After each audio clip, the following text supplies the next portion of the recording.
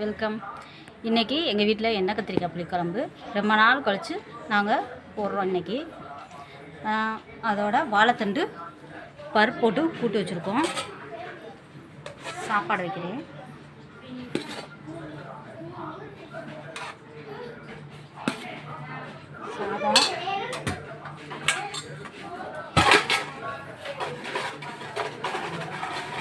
சாதம் அதோட அப்பளம்,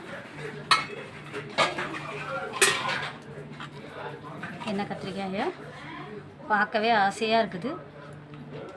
ஊற்றி சாப்பிட்டு வைப்போம். வெள்ளைப்பூடு கத்திரிக்காய் எல்லாம் போட்டு செம்மையாக வச்சுருக்கோம். சாப்பிட்டு பார்க்கலாம். நல்லா சூடாக இருக்குது. அடுப்புலேருந்து இப்போ தான் இறக்கியிருக்கேன்.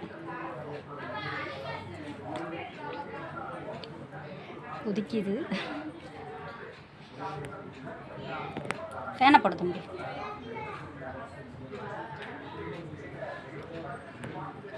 கத்திரிக்காயெல்லாம் பார்த்தீங்களா, அப்படியே குழஞ்சு சூப்பராக இருக்குது.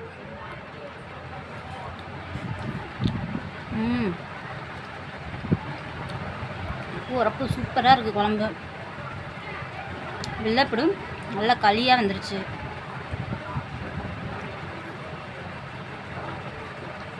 குழம்பு நல்லா இருக்குங்க. அதோட பருப்பு போட்டு வச்சனால அதையும் டேஸ்ட் பார்ப்போம். இந்த புளிக்குழம்புக்கும் இந்த வாழைத்தண்டு கூட்டும் செமையாக இருக்குது.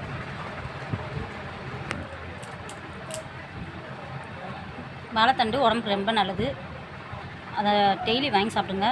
லேடிஸ்க்கெல்லாம் சில டயத்தில் வர்ற பிரச்சனைகளுக்கு நல்லது. இந்த மாதிரி